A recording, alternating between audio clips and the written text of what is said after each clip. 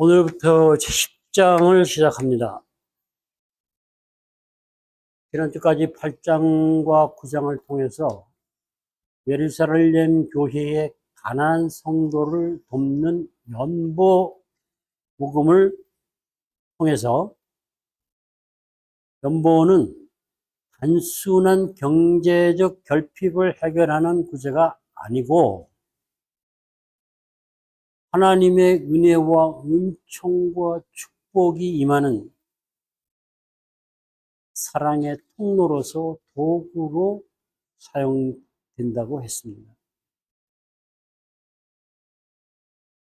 그 축복의 통로,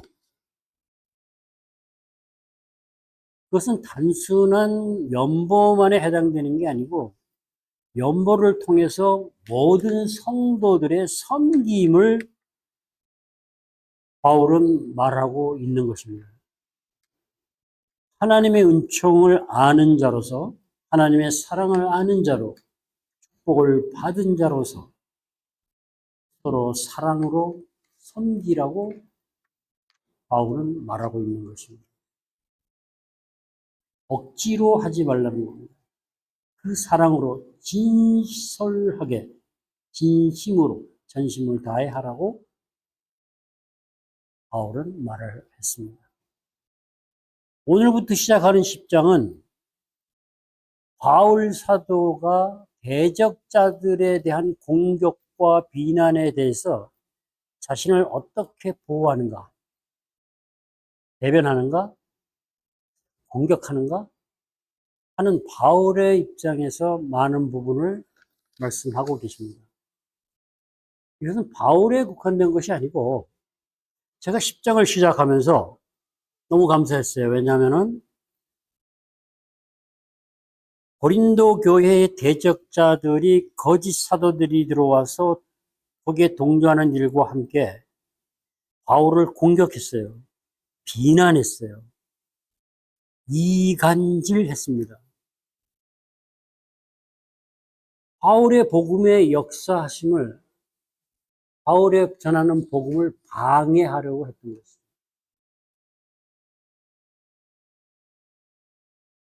그런데 우리가 이제 9월 달부터 시작하는 본격적인 사역의 시작으로서의 강의를 시작하면서 준비해야 할 많은 것들이 있는데, 또 금년이 지나고 내년이 되면 본격적인 사역을 하나님이 해 나가실 것이라고 믿는데, 저희들이 하는 사역이 기존의 종교적 행위와 종교적 도덕주의로서 만족한다?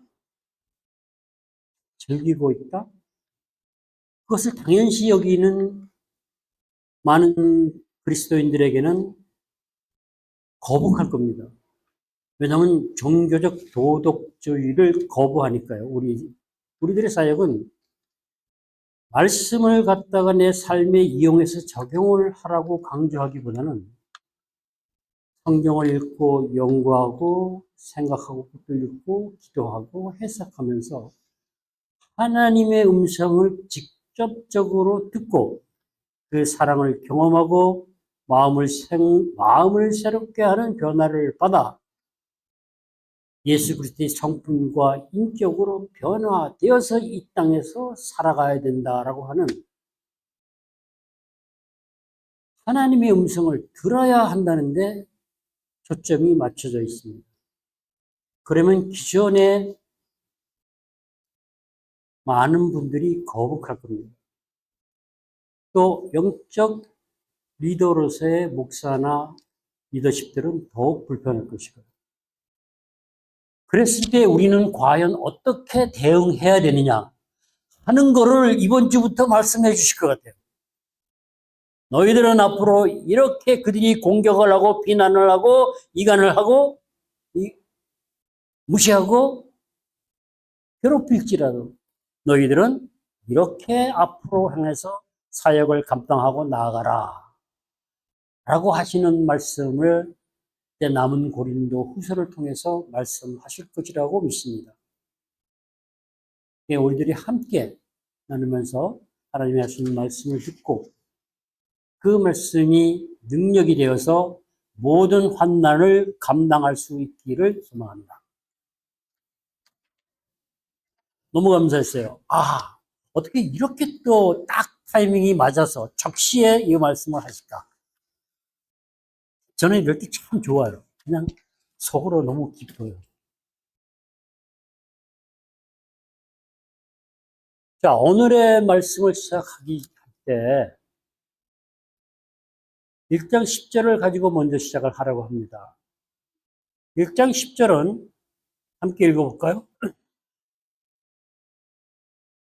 저희 말이 그 편지들은 중하고 힘이 있으나 그 몸으로 대할 때는 약하고 말이 시원치 않다 하니 고린도 교회의 바울을 대적하는 사람들이 이게 바울한테 하는 말입니다. 편지로는 잘 하는 것 같은데 만나서 볼 때 하는 거 보니까 너무 약하고 볼품도 없다 이런 얘기죠. 그 비난입니다. 고린도 교회 대적자들이 의도적으로 비난하는 거예요. 그것을 바울이 지금 인용해서 그대로 언급한 겁니다. 이것을 참 재미있는 표현을 하나 썼더라고요.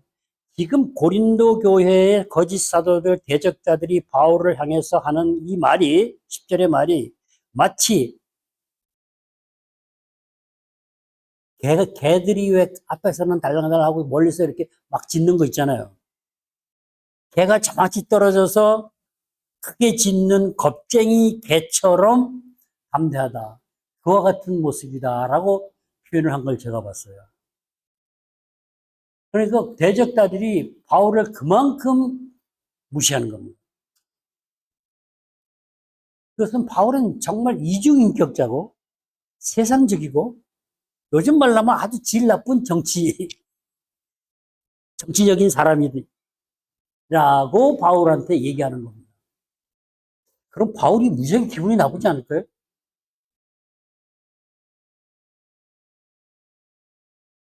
대적자들이 의도적으로 바울을 깎아내리려고 하는데 그 내용을 많이 바울이 알죠.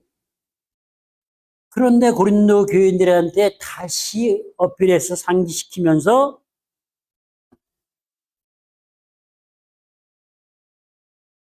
온유와 관용으로 대하겠다고 합니다. 1절에서 너희를 대하여 대면하면 겸비하고 있다는 바나울은 그래 너희들이 그렇게 얘기하지만 그래 너희들이 얘기하는 그게 바로 나다. 내가 맞다 이런 얘기예요. 이상하잖아요. 그렇게 비난하는 말을 왜 맞다고 합니까? 이상하지 않아요? 우리가 그 그리스도인으로서 예수를 믿고 신앙생활을 하다 보면 종교적 도덕주의, 일반적인 상식을 넘어서는 어떤 일을 하나님이 말씀하셔서 순종하고 나아갈 때, 상식적으로 이해가 안 될 때, 그럴 때 사람들이 뭐라 그럽니까? 미친놈이라고 그러잖아요. 저 예수 믿고 미쳤다 그러잖아요. 그럼 우리가 뭐라 그래요? 아, 나 안 미쳤어 그럽니까? 아니요, 맞아, 나 미친 거. 왜? 예수한테 미쳤다 그러는 거예요. 제대로 바르게 미쳤다는 겁니다. 같은 얘기예요. 너희들이 이중인격이라 하지만 아니야, 나는 똑같아. 안 미쳤어. 근데 이런 말을 우리는 가끔은 들어야 되는 거 아닌가 싶어요. 들어본 적 있어요? 제가 이것을 보다가 그 생각을 했어요. 그들은 계속 어리석다고 비난을 했죠.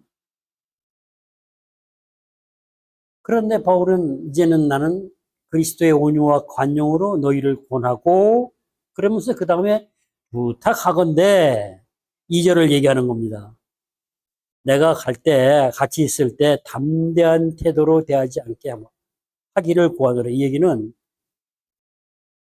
내가 갈 때 너희들이 고린도 교회 교인들이 거짓에 속아서 최후 심판 때에 서지 않기를 바란다는 말입니다. 바울이 가서 혼내겠다는 말이 아닙니다.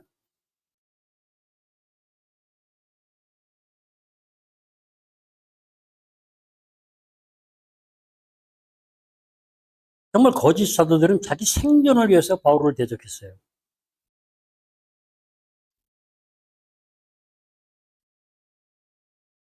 정말 우리를 앞으로 파도처럼 밀려올 수 있는 공격의 비난에 대비하라고 준비시키는 것 같아요. 그런 느낌이 자꾸 들었어요. 그렇다면은 우리가 앞으로 펼쳐나갈 헤세드 원유처치의 사역은 엄청나게 파워풀한 것이다라고. 하나님이 직접 일을 하시기 때문에 거짓, 가짜 이러한 무리들이 공격을 하고 비난을 할 거라는 겁니다.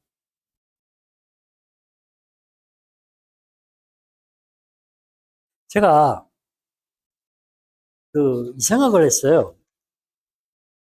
그래, 미쳤다. 나다. 우리 권사님이 한테 어떤 분이 그런 얘기를 했다고 하지 않았어요? 어떻게 부귀영화를 버리고 개척교회를 갔느냐. 그 얘기는 그 얘기거든요. 대형 교회에서 부귀영화를 노리고 잘 종교적 도덕주의 종교 생활을 하면서 즐기고 잘 살 수 있는데 왜 교책교회에 가서 생고생하려고 하느냐. 당신 미쳤지 않냐? 이 얘기 아니에요?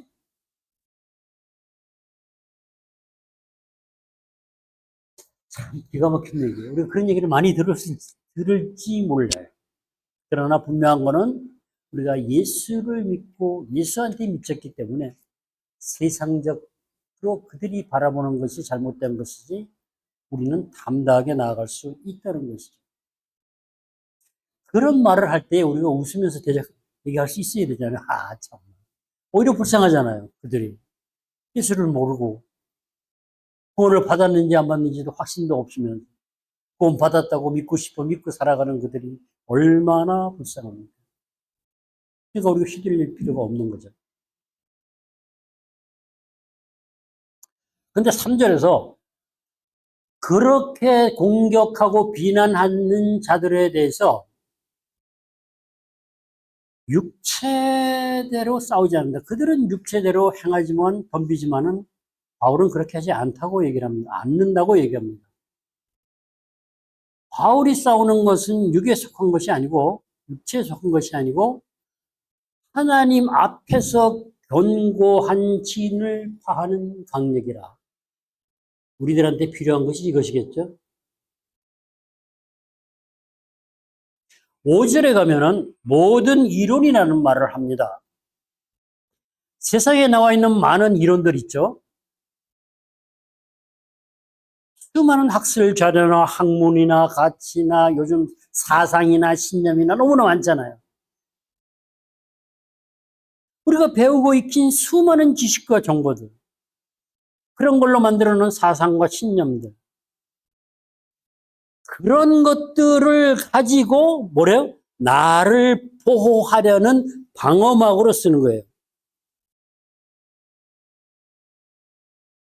우리가 상담의 말씀을 방어기제라는 게 있죠. 나의 어떤 부분을 보호하기 위해서 세상의 이론을 내세우고 포스트 모더니즘 상대주의를 사용하라고 세상 학문을 사용해서 변론하고 나의 아픈 것은 안 보여드리려고, 안 보이려고 하는 거예요. 나를 보기 위한 그것을 견고한 진이라고 하는 거예요. 그럼 이 견고한 진의 성벽을 쌓은 재료들이 뭐냐? 세상의 사상, 신념, 가치, 지식, 정보, 우리가 배우고 익혀온 수많은 것들이다라는 거예요. 그것을 가지고 우리는 바울은 이렇게 했죠. 로마서 10장에서 이 세대를 본받지 말고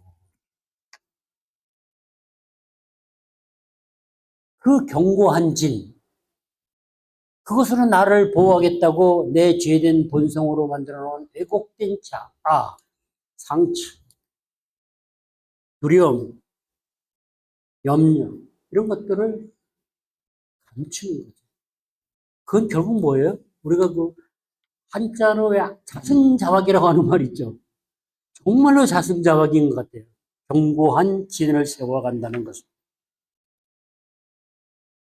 세상의 이론들, 이 세대의 흐름을, 문화를 본받아가지고 뭘 만들어요? 나를 보호하기 위한 견고한 진을 만든다는 것이죠. 그리고 그 견고한 진, 그 보호막 안에서 뭐래요? 하나님을 우리가 가두죠. 그리고 세상의 이론들을 가지고 옳다고, 내가 맞다고, 내가 자기 의의를 주장하면서 어떻게 돼요? 교만해지는 겁니다. 하나님을 무시하는 거예요. 조금 더 지나치게 얘기하면은 내 신념과 내 세상, 내 가치, 내가 하나님을 축소시키는 겁니다. 하나님을 작게 만드는 거예요. 그냥 일반적인 신과 같이 그냥 협소한 하나님. 그렇게 되면 우리는 하나님의 말씀을 들을 수가 없습니다. 그게 교만이고 견고한 진이 되는 것입니다. 요즘 말로 하면 스펙에 갇혀 있다라고 할 수도 있어요. 스펙에 갇혀 사는 사람, 학벌, 지위, 부, 보이는 것들, 특히 스펙, 학벌, 학연, 인맥. 그런 데 갇혀 사는 건 자승자박이에요. 자, 육체대로 싸우지 않는다는 것은 뭐예요? 영적 전쟁이라는 얘기입니다. 우리를 공격하는 이들이 그들은 육체대로 세상의 이론을 가지고 자기 의의를 가지고 공격을 하지만 그것은 깊숙이 들어가 보면 사탄에게 이용돼서 우리를 공격하고 있는 영적 전쟁이라는 겁니다. 그래서 우리가 싸우는 무기는 세상의 무기가 아니라는 것이죠. 사절에서 우리의 싸우는 병기는 이렇게 하고 합니다. 하나님 앞에서 견고한 진을 파하는 강력이다. 이 말이 여러분들 읽으시면서 이해가 되셨어요? 한마디로 하면 복음의 능력이라는 겁니다. 하나님 앞에서입니다. 하나님 앞에서 복음의 능력이 나타날 때 세상의 이런 견고한 진은 파해지고 교만으로 불순종하고 복종하지 않던 것들이 제거되고 복종하게 된다는 거예요. 결국 교만이 사라져야 된다는 거예요. 보이는 교만뿐만 아니라 보이지 않는 교만까지도 제거되어야 된다는 거예요.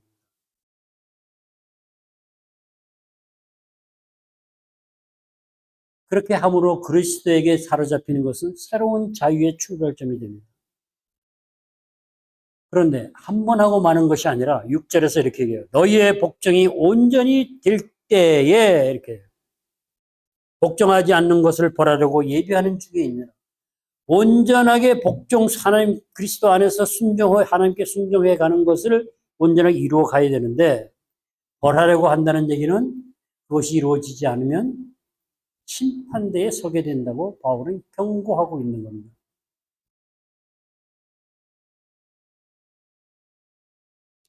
단순하게 이 본문을 보면은 바울이 하는 말이 그냥 고린도 교회의 대적자들에게 대한 복음의 바울의 권위에 대적하는, 권위를 훼손하는 그런 거짓 사도들에 대한 어떤 징벌, 그런 계획을 얘기하고 있는 것 같은데 그게 아니다라는 거예요. 왜냐하면 정죄는 하나님의 몫이잖아요.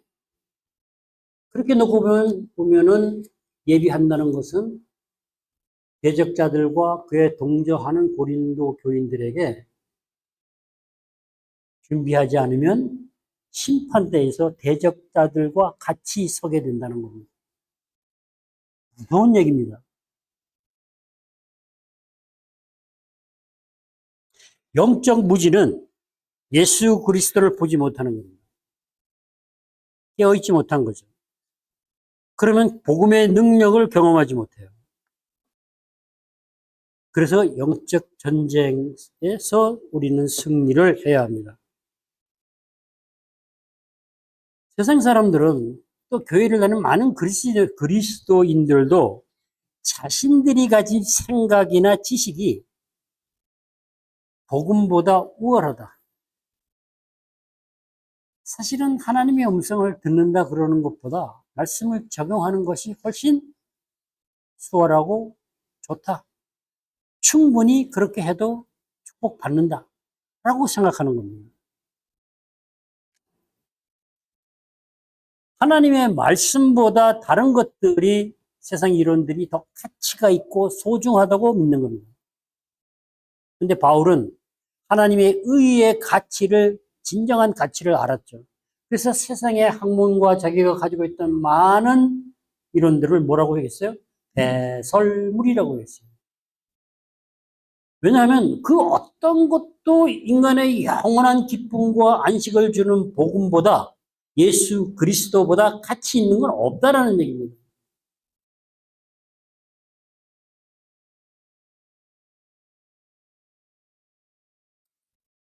모든 이론, 자신의 신념, 가치, 생각 이런 것들이 복종될 때 우리는 그리스도를 보고 생각하게 됩니다.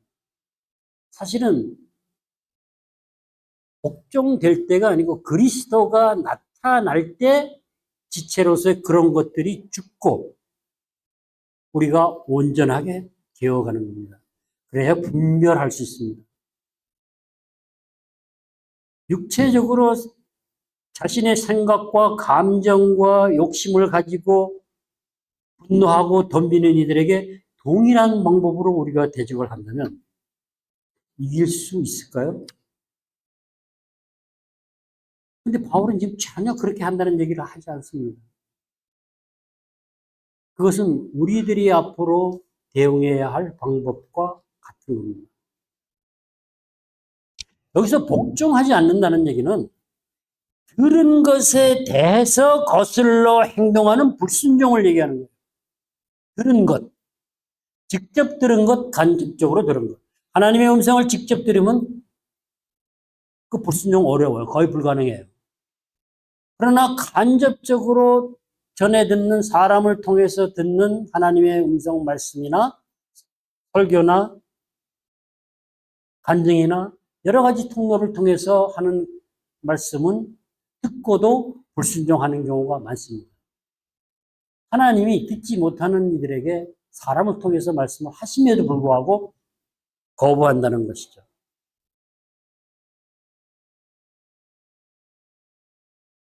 온전하게 될 때까지. 바울이 참 재밌어요.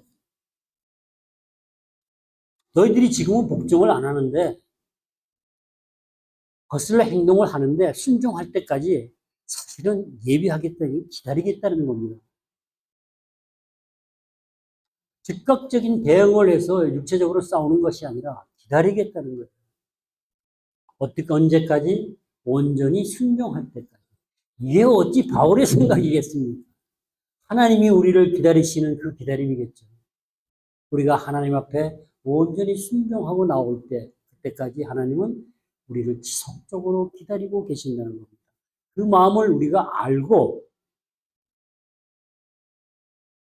그리스도를 모르는 육체로 대적하는 불쌍한 자들을 기다려줄 수도 있어야 된다는 겁니다.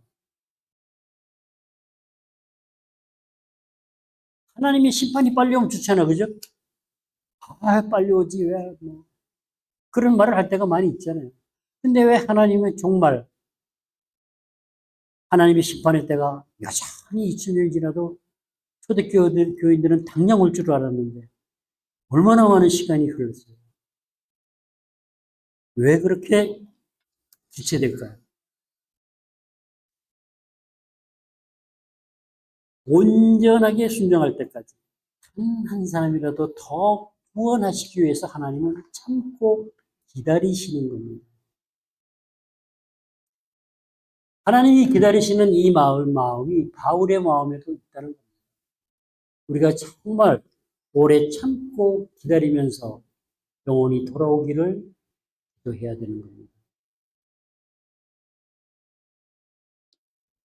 영적 무지에서 돌아올 수 있도록 깨어나게 하는 것은 그 견고한 진을 파는 강력이라고 하는 것은 복음의 능력이 체험되어야 합니다. 하나님 앞에서라고 합니다. 하나님 앞에서 파해지는 거예요. 그냥 말로 생각으로 파해지는 것은 아니다라는 거예요. 복음의 능력이 체험될 때 그 사랑 안에서 제거되는 거예요. 신적 능력이라는 겁니다.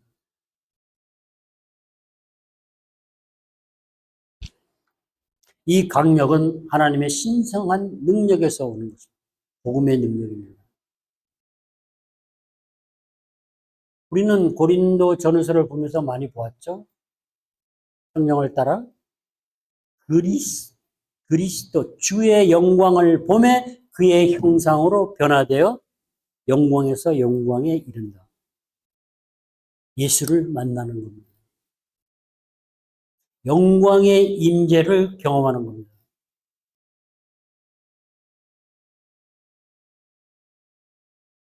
이것을 하려면 우리는 기도해야 되겠죠. 말씀과 함께 기도할 때 가능합니다. 이 하나님의 강력, 모든 견고한 진을 파는 강력, 복음의 능력은 권세자에게 부어지고 나타나는 능력이라는 겁니다.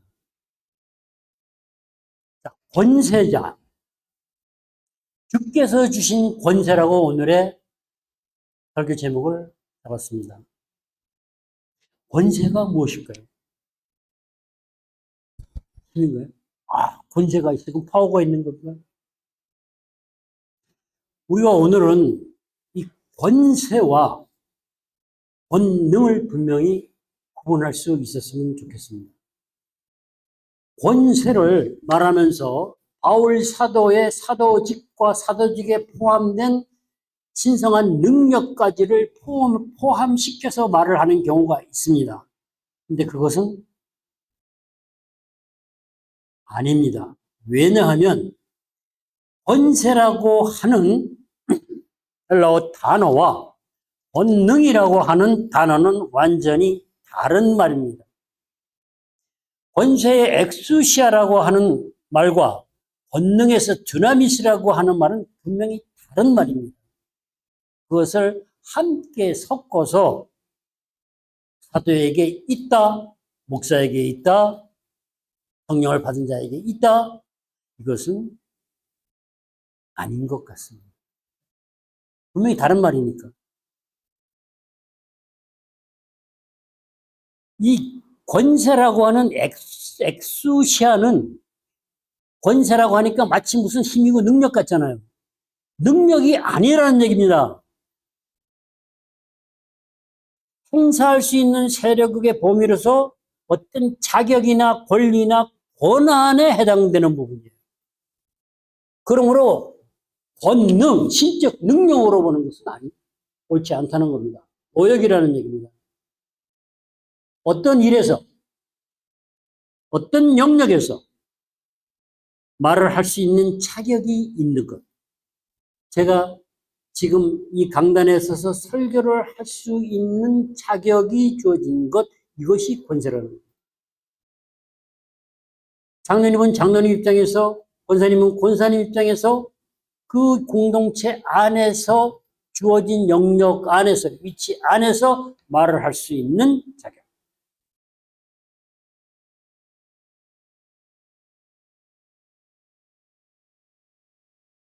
권한, 말할 수 있는 권한. 그러면 분명히 권능은 아니죠, 그죠? 근데 권세를 권능으로 함께 말을 하면 아주 위험하다는 거죠. 목사가 설교를 할 수 있는 자격은 있어요. 말할 수 있는 권한도 있어요. 그러나 지금 저한테 귀신을 쫓아내는 능력이 나인데 있냐면 그 능력은 제가. 그게 자격이에요. 그러나 자격 있는 나를 사용하셔서 성령의 역사를 해나가시면 귀신이 쫓겨나겠죠? 그것은 권능이에요. 신성한 능력이라는 거죠. 자, 그래서 마태복음에서 귀신을 쫓아내면 고치는 그 권능을 주신다고 했을 때, 참 이게 우리가 귀신을 쫓아내고 우리가 목사로서 성 그리스도인으로서 예수의 이름으로 기도하고 선포할 수 있는 우리는 내가 능력이 있다면 어떻게 해야 돼요? 너 나가! 그럼 나가야 되는 거잖아요. 근데 우리는 자격만 있지 그 능력은 없어요.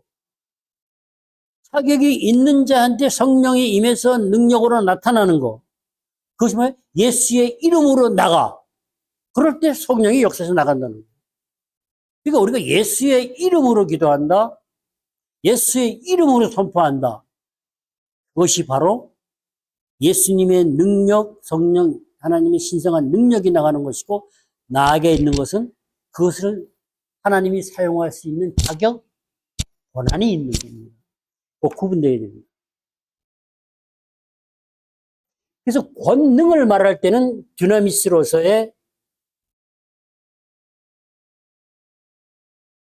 능력입니다. 신성한. 그래서 우리가 예수 그리스도를 얘기할 때 예수에게 있는 게 divine man, 그러니까 신적 능력을 가진 인간. 100% 신이시고 인간이시니까. 예수님은 신적 능력을 가지고 있어요, 이 dynamis. 우리는 없어요. 근데 마치 많은 사람들이 내가 있는 것처럼 한다라는 얘기예요. 그러면 어떤 결과가 나올까요?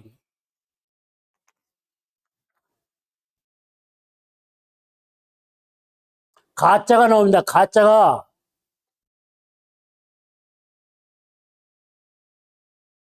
가짜가 나온다는 거예요.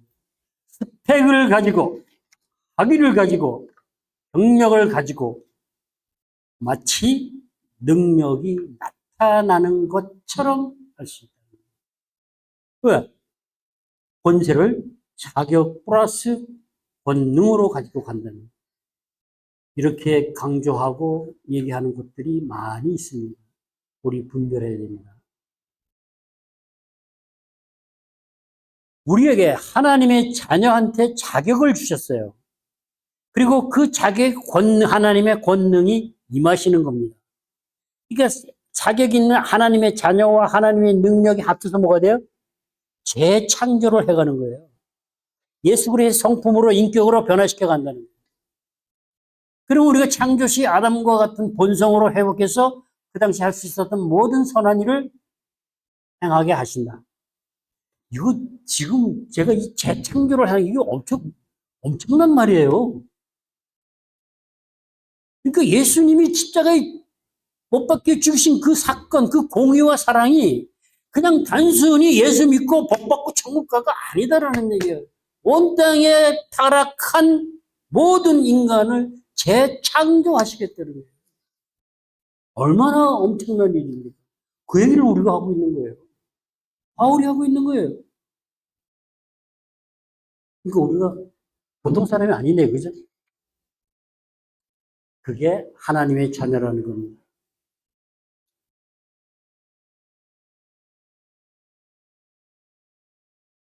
자, 자격 있는 자에게 민족이 만들었어요. 대적자들한테 이렇게 얘기해요. 너희들이 그리스도께 속한 자라고 하는데 너희들이 진짜로 그리스도에게 속한 자면은 뭘 할 수 있어야 돼요? 바울한테 있는 그리스도를 볼 수 있어야 된다는 얘기예요. 우리가 성도들이 서로를 보면서 서로에게 있는 예수 그리스도를 볼 수 있어야 돼요. 있어야 보죠. 있습니다. 있어요. 왜? 예수 그리스도에게 우리가 속한 자니까.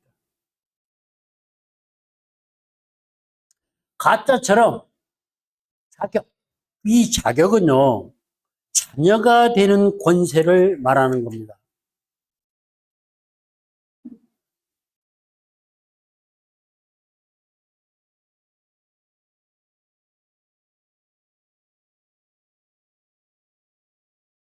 자격과 권세와 권능이 이렇게 구분이 되면 우리가 뭘 할 수 있겠어요?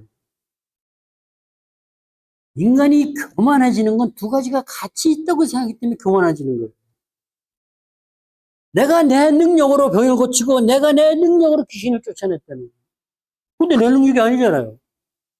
예수의 능력으로, 복음의 능력으로, 성령의 능력으로 됐으니까 너가 뭘 했다고? 내가 한 게 아니잖아요. 이것이 분명히 구분되면 우리는 교만할 수 없다. 내가 했다고, 내가 잘났다고, 내가 능력이 있다고 자랑할 수 없다는 거죠. 바울 이런 자랑 안 하잖아요. 그 자랑을 누가 해요? 거짓 사도들이 하잖아요.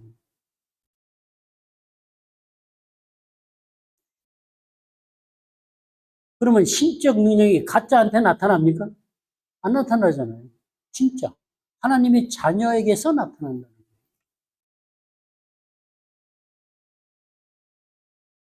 그래서 우리가 그리스도와 함께 교제한다는 것은 하나님의 능력이 그 자녀가 자라가면 자라갈수록 어린애한테 나타날 수 있는 것과 어른한테 나타날 수 있는 건 다르겠죠, 그죠? 분량이나 양이, 능력이. 그럼 우리는 그렇게 우리에게서 나타난 하나님이 하신 일들을 뭐 해요? 내가 한 게 아니고 하나님이 이렇게 일을 하셨어. 나를 이렇게 변화시켰어. 좋은 집을 사주셨어. 이거 말고. 그것도 축복에는 들어가지만 진짜 하나님의 복음의 능력이 역사한 것은 내면의 변화를 통한 예수의 성품으로 그리스도의 인격으로 자라가게 해요. 왜냐하면 제가 지난번에 장로님 그 말씀 하셨잖아요. 하나님의 사랑이 인격이 됐은 것이 예수입니다. 그러니까 우리가 예수를 닮아간다는 것은 하나님의 사랑이 된다는 거예요. 하나님의 사랑이 예수의 성품을 만들어가고 인격을 형성해가요. 그게 예수를 우리가 닮아간다고 하는 거예요. 그래야 우리는 사랑할 수 있는 겁니다. 하나님을 사랑하고 이웃을 사랑하고 우리를 통해서 하나님의 권능이 역사한다는 거예요. 그러니까 우리가 분명한 구분 안에서 우리는 겸손할 수밖에 없어요. 이제 우리 자랑 못하겠죠. 교만 못해요. 우리 능력이 있는 게 아니니까 하나님이 하시는 거죠.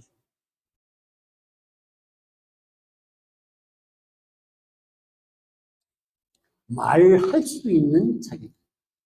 복음을 전할 수 있다, 설교할 수 있다, 가르칠 수 있다. 주어졌습니다. 그리고 심판은 누구 몫이에요? 하나님의 몫이잖아요. 근데 바울이 가서 지금 담대하게 하겠다, 준비하라는 건데 바울이 가서 혼내겠다고 하는 말이 아니잖아요. 그죠? 바울이 정죄했습니까? 정죄 안 하고 있잖아요. 심판은 내가 가서 혼내는 것이 아니고 하나님이 하실 거야. 이거 얼마나 무서워요. 보이지 않는 하나님이니까 덜 무서운 거 같죠? 아니에요. 정말 무서운 거예요.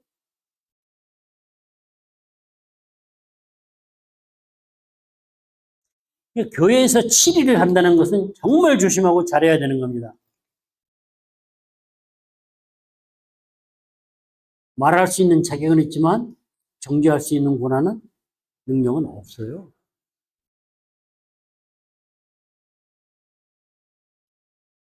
근데 바울의 본문을 우리가 설교 시작하면서 그랬잖아요. 그렇게 분노하고 감정적으로 죄된 본성을 가지고 공격하는 그들에게 똑같이 하는 것이 아니라 온유와 관용으로 대하겠다 그랬어요. 바울이 여기에서 얘기하는 온유와 관용은 그냥 일반적으로 세상에 하는 온유와 관용이라기보다는 그리스도의 온유와 관용을 말합니다. 그리스도로부터 오는 겁니다. 고린도후서 3장 9절에 이렇게 부요하신 이의 부요함으로 그리스도께서 부요하게 하신 부요함. 그리스도의 마음이라는 겁니다.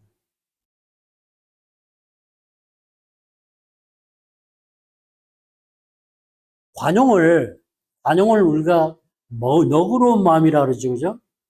그리고 너그러운 마음으로 잘못한 것들을 용납하고 용서하고 받아주고.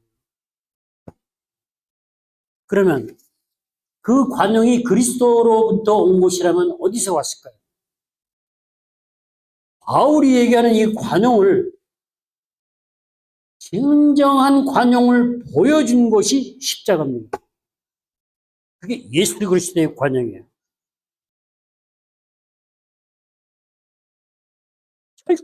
철저하게 드러난 거죠. 예수 그리스도가 죄가 없는 주님이 왜 죽으셨어요? 그것이야말로 죄인들에게 우리 모두에게 관용을 베푸신 거예요. 죄된 우리 모습 그대로 있는 그대로 용납하고 용서하고 받아들여 주신 거예요. 그래서 십자가는 정말 온유와 관용을 말할 때 그것의 절정이라고 말할 수 있는 겁니다. 그럼 우리가 온유와 관용으로 공격하는 자들을 대하려면 십자가를 경험해야 된다. 십자가의 은혜와 우리의 믿음이 결합해서 하나님이 우리를 향한 사랑이 우리 안에 열매에 맺어 가야 우리가 온유와 관용으로 행할 수 있다는 겁니다.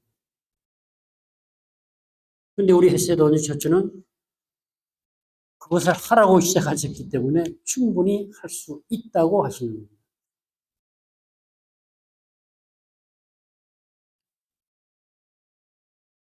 무슨 말이죠? 대적하는 자들에게, 공격하는 자들에게 온유와 관용으로 행하라.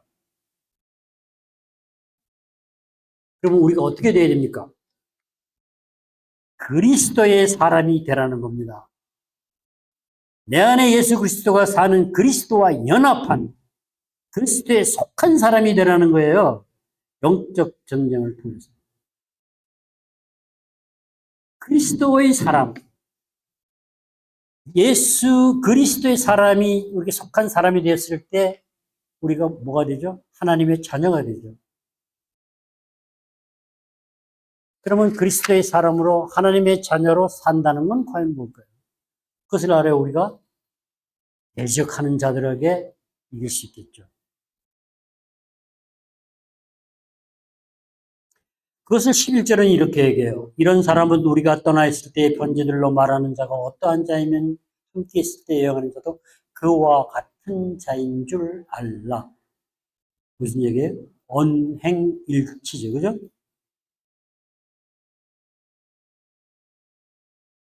편지를 할 때나 만날 때나 똑같다는 얘기를 하는 겁니다. 왜? 그리스도의 사람입니다. 그리스도의 온유와 관용으로 변화된 성품을 가지고 살아가기 때문에 그렇습니다.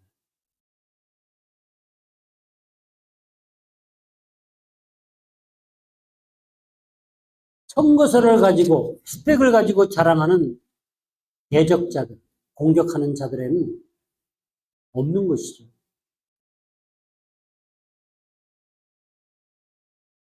자격을 주시고 자녀가 되게 하시고 말할 수 있는 권세로 자격을 주신 거예요. 그리고 그 자격이 있는 자를 통해서 하나님이 일을 하시는 거예요. 주님의 일에 동참을 시켜서 일을 하시는 거예요. 재창조의 사역에 동참하게 하셔서 우리를 세워가신다는 거예요. 하나님이 어마무시한 일을 하시는 거예요. 우리를 통해서. 우리가 그냥 이게 예수 믿는 게 단순히 무슨 생활이 조금 좀 나아져서 축복가 이 정도가 아니라는 거예요. 그건 아주 부수적인 거예요. 작은 일이에요. 근데 우리는 그게 전부인 양 살아가잖아요. 그리스도인, 그리스도에 속한 사람, 하나님의 사랑받는 자녀로 사는 사람. 그런 사람 자랑 많이 하죠. 그죠? 내 자랑이 아닌 하나님이 하신 이 일을 자랑하게 됩니다. 하나님의 일을 하신 일을 자랑하는 것은 바울이 말했죠. 부끄럽지 않다. 왜? 하나님이 하신 일은 너무나 가치 있는 일이기 때문에.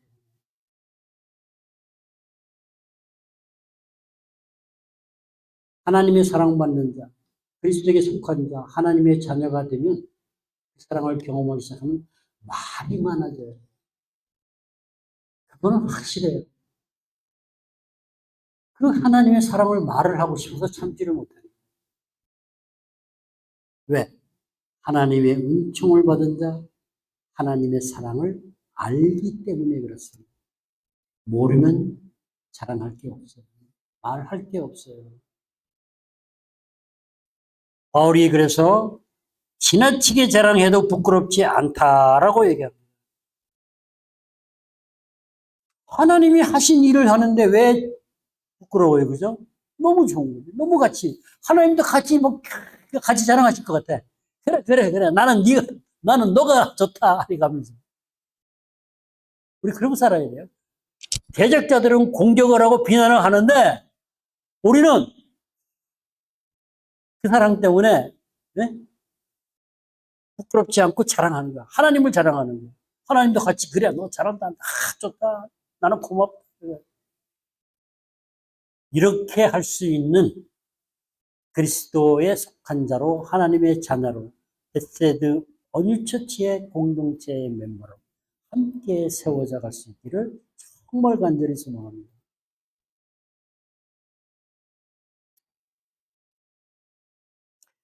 보이는 것을 가지고 스펙을 가지고 학벌이 좋다, 뭐 경력이 좋다, 청거서를 받았다, 추천서를 받았다, 교단에서 검증을 했다.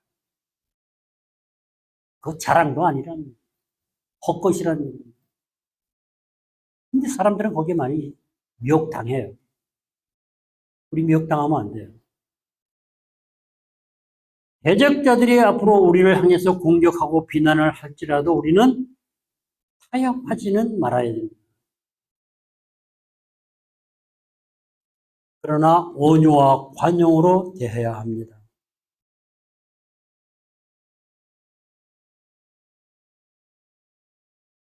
바울이 위협하지 않잖아요. 그죠?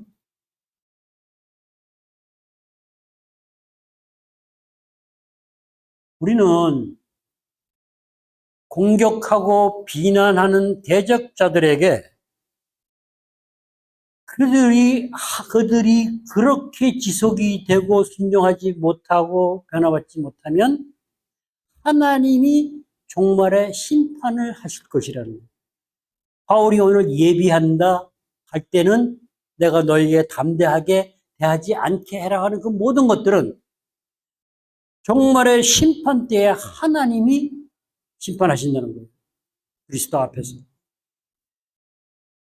우리가 이 땅에서 향하는 거짓된 대적자들의 그 모든 것은 하나님 앞에서 심판을 받을 것이라는 것을 알 수 있게 깨우쳐 줘야 된다.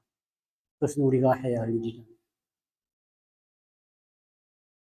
그렇게 하기 위해서 우리는 동일한 방법이 아닌 그리스도의 마음으로 온유와 관용으로 언행일치의 삶을 살아야 된다는 겁니다. 살 수 있다는 겁니다. 언행일치의 삶을 살면서 온유와 관용을 드러내고 나타내는 삶은 뭐가 돼요? 아주 강력한 무기가 된다는 것이죠. 왜? 그것을 하나님은 능력에 나타나는 도구로 사용하실 것이기 때문에 그렇습니다. 그래서 우리는 기도해야 합니다. 항상 성경을 읽을 때 그 말씀을 가지고 생각하면서 기도해야 됩니다. 그리고 우리가 하나님의 자녀로 살게 해달라고, 자녀답게 살게 해달라고 기도해야 됩니다. 우리가 대적자들에게 똑같은 방법으로 협박하고 겁주고 핍박하고 이렇게 하는 게 아니라 하나님이 권능으로 임해서 이 복음의 능력이 그들에게 나타나기를 우리는 뭐 해야 돼요? 참고 기다리며 온유한 마음으로 관용을 베풀며 깨닫게 해야 한다는 겁니다. 이렇게 할 수 있는 우리 모두 베세드 온유 처치로 세워주시기를 간절히 소망하고 우리 모두가 그렇게 세워져 갈 수 있기를 주님의 이름으로 축복하고 축원합니다. 기도하겠습니다. 아버지 하나님 감사합니다. 오늘부터 시작하는 고린도후서 10장을 통해서 앞으로 헤세드 언유처치 우리들이 펼쳐나갈 하나님의 사역 가운데서 대적자들의 공격과 비난 가운데 저희들이 어떻게 대처하고 나아가야 할지 하나님의 자녀로 그리스도에게 속한 자로 하나님의 부르심에 응답할 수 있는 자로 세워져 갈 수 있는지를 이제 말씀하실 것이라 믿습니다. 하나님께서 저희들에게 주신 권세, 그 자격은 권능이 아님을 저희가 분명히 알고 저희들이 하는 것이 아니고 하나님의 역사하심으로 복음의 능력으로 예수 그리스도의 나타나옴으로 성령의 사역임으로 저희들이 교만해지지 않을 수 있도록 교만하지 않도록 지켜주시고 또 저희들이 지금 알지도 못하는 보이지 않는 교만이 있다면 속히 제거해 주셔서 하나님의 인도하심을 따라 온전히 순종하고 주님의 뜻을 이루어가는 우리 모두가 될 수 있도록 인도하시고 축복해 주시옵소서. 예수님의 이름으로 기도했습니다. 아멘.